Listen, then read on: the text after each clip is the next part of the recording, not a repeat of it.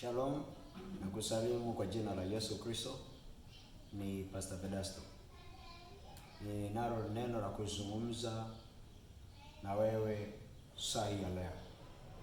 Nina ujumbe unaosema inawezekana kufanikiwa bila kutegemea ajira.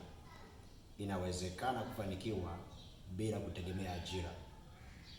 Watu wengi wamekuwa wakitegemea kwamba wanaweza kufanikiwa kwenye mfumo wa maisha, kwenye mfumo wa mlolongo wa utafutaji, wakiwa wanaweza kutarajia kwamba wanaweza kufanikiwa kwa njia ya ajira. Nimefanya tafiti, nimefuatilia watu wengi kwa muda mrefu, nimeajiriwa, nimejiajiri, naendelea kwenye mfumo wa utafutaji, na nimeweza kugundua hichi kitu kwamba inawezekana kabisa mtu kufanikiwa bila kutegemea ajira. Kwa nini nimeleta huu ujumbe? Ninazo sababu kuu nne. Moja, kuajiriwa ni kukataa kuwa idle. Kuajiriwa ni kukataa kuwa idle. Mbili, kuajiriwa ni kukubali kuwajibisha akili yako. Kuajiriwa ni kukubali kuwajibisha akili yako. Tatu, kuajiriwa ni kuongeza uwezo zaidi juu ya unachokifanya. Kuajiriwa ni kuongeza uwezo zaidi juu ya unachokifanya. Kuajiriwa. Nne, kuajiriwa ni njia mojawapo ya kuelekea ndoto yako. Ni njia mojawapo. Maana yake kama njia za kuelekea kwenye ndoto ni nyingi, ila kuajiriwa ni njia mojawapo. Kwa hiyo kwa tafsiri hizi kuu nne, kwamba ajira sio mbaya, ajira sio dhambi, ajira sio mkosi, ajira sio laana, ila inawezekana kufanikiwa nje ya ajira. Nitakuletea sababu nyingi kwa nini inawezekana kufanikiwa nje ya ajira. Kwa hiyo kwa tafsiri hizi kuu nne, ajira ni kipindi cha kutambua kusudi. Ajira ni kipindi cha kutambua kusudi la kuumbwa kwako. Kumbe wakati uko kwenye mlolongo wa ajira, ni kipindi cha kutambua, ni kipindi cha kufahamu, ni kipindi cha kujua kusudi la kuumbwa kwako. Haleluya! Au ni kipindi cha kujitafuta, kujua kusudi la kuumbwa kwako. Kwa hiyo sasa, ajira sio kusudi la kuumbwa kwako. Hatujaumbiwa kuwa waajiriwa. Kwa tafsiri hii, kwa mawazo haya, hata kwenye maandiko matakatifu, anayeajiriwa ni mtumwa wa aliyeajiri. Kwa hiyo waajiriwa ni watumwa, waajiri ni wafalme. Kwa hiyo anayetaka kuwa mfalme aanze kugeuza mawazo yake, aanze kugeuza fikira zake, aanze kutambua kwamba ili niwe mfalme, akili yangu iwaze kifalme. Unawazaje kifalme? Kuwaza nje ya ajira. Think out of employment. Waza nje ya ajira. Fikiri nje ya ajira. Tafuta nje ya ajira. Ongeza kipato nje ya ajira. Ongeza mawazo yako zaidi nje ya ajira. Haleluya! Iko hivi.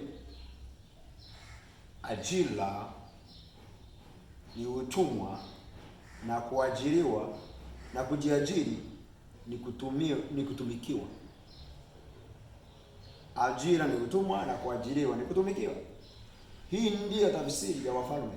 Wafalme hutumikiwa na watumwa kutumikia.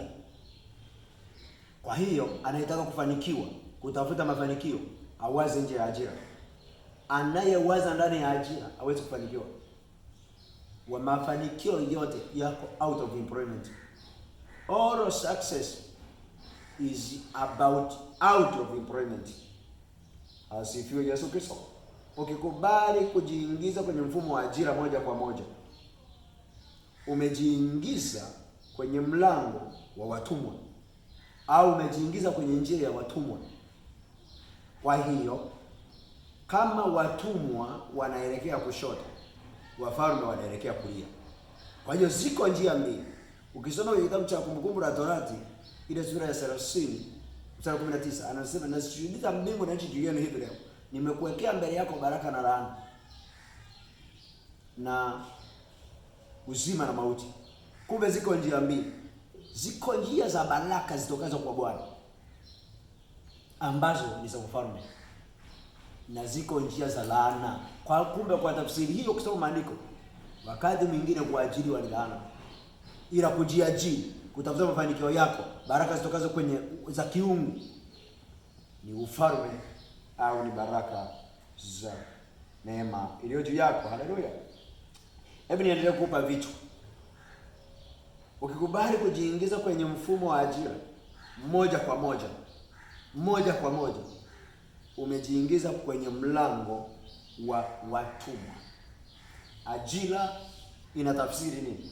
Ajira upofusha fikra, ajira upofusha mawazo, ajira upofusha neema iliyo juu ya mtu, ajira upofusha vipawa, karama, uwezo, neema iliyo ndani ya mtu. Kwa hiyo kuajiriwa sio vibaya, ila ukijiingiza kwenye mfumo wa ajira moja kwa moja, umeua neema, umeua vipawa, umeua karama, umeua baraka zilizo ndani yako. Kwa hiyo think out of employment, brother. Ajira ni nini? Ajira huua ukuu au ufalme ulio ndani ya mtu. Nimekwambia watumwa hutumikia na watumwa hutumikia. Kwa hiyo kumbe anayejiingiza kwenye mfumo wa ajira moja kwa moja amekubali kujiingiza kwenye mfumo wa watumwa. Nimekwambia ajira huua ukuu. Kuna watu leo mlitakiwa muwe mwajiri, lakini kwa sababu mmejiingiza moja kwa moja kwenye mfumo wa ajira, mmeua ukuu. Kuna wengine mngekuwa wakurugenzi wa makampuni yenu, mngekuwa wakuu wa mashule yenu, mngekuwa wakuu wa makampuni ya kilimo, biashara, vitu vingi. Lakini ule ukuu mmeua kwa sababu ya kuogopa kutake risk kwenda kujiajiri. Hebu nenda kajiajiri brother, kuanzia leo na utafanikiwa katika jina la Yesu. Ajira ni nzuri kwa wenye mawazo ya kiutumwa. Ajira ni nzuri kwa wenye mawazo ya utumwa, lakini ajira ni mbaya kwenye wale wenye mawazo ya kifalme. Aliye na mawazo ya kifalme awaze nje ya ajira. Aliye na mawazo ya kifalme awaze kutumikiwa. Aliye na mawazo ya kifalme awaze ukuu. Aliye na mawazo ya kifalme awaze kutawala. Aliye na mawazo ya kifalme awaze kuongeza mafanikio yake kuanzia leo katika jina la Yesu. Shakata baleso mema basope. Moyo wa wafalme unawaza kutawala, na moyo wa watumwa unawaza kutawaliwa. Moyo wa wafalme waza kutawala. Yaani siku zote wafalme wanawaza vitu vya kuzunguka, lakini mioyo ya watumwa uwaza kutawaliwa, uwaza kinyonge, uwaza kushindwa, uwaza kurudi nyuma, uwaza kuonewa. Yaani uwaza kila, yaani always they thinking negativity. Lakini wafalme wana think positivity. Arasha katadeso papai. Inaona mtu anayewaza kifalme anaenda kuinuka mwaka huu. Mungu anakurejeshia neema yako mwaka huu katika jina la Yesu. Kukubali kukaa, kujiingiza jumla kwenye ajira ni kujiingiza kwenye safari ya mlolongo wa watumwa. Tumia ajira yako ili upande maisha. Tumia ajira yako kutoka kwenye utumwa ingia kwenye ufalme. Inawezekana katika jina la Yesu. Safari ya mlolongo kwenda kufanikiwa inahitaji thinker, inahitaji risk taker, inahitaji watu ambao wamejitoa mhanga. Angalia Daudi, kwa sababu alikuwa na waza kifalme, aliwaza nje na ndugu zake walipokutana pale kwenye vita. Wenzake walikuwa wanawaza kushindwa kwa habari ya Goliathi, yeye akawaza kushinda. Shanda bale sopepe poshikatai. Na kushauri mambo yafuatayo. Wewe uliyeajiriwa au unayeweza kuajiriwa. Jambo la kwanza, usiruhusu maisha ya ajira yakana ndoto yako. Narudia mara mbili. Usiruhusu maisha ya ajira yakana ndoto yako. Usiruhusu maisha ya ajira yakana ndoto yako. 2, usiruhusu maisha ya ajira yakawa ndio mfumo wa jumla ya maisha yako. Usiruhusu maisha ya ajira yakawa ndio jumla ya mfumo wa maisha yako. Yaani umeingia kwenye ajira mwaka huu 2026 unawaza kama tastaafu mwaka 2050 ndio nipewe milioni 100. Hazitakusaidia. Na zitakuwa ni sehemu. Usiruhusu maisha ya ajira kama ndio mfumo wa maisha yako. Badili fikra zako nje ya mfumo wa ajira. 3, usiruhusu ajira ikawa final destination ya maisha yako. Usiruhusu maisha ya ajira yakawa final destination ya maisha yako. Usiruhusu maisha ya ajira yakawa final destination ya maisha yako. Inazungumza inawezekana kufanikiwa bila kutegemea ajira. Inawezekana kufanikiwa bila kutegemea ajira. Inawezekana kufanikiwa nje ya ajira. Inawezekana kufanikiwa ukiwa hujaajiriwa. It is possible to be successful out of employment. Barikiwa sana. Tutakutana wakati mwingine kwenye kipengele namba 2.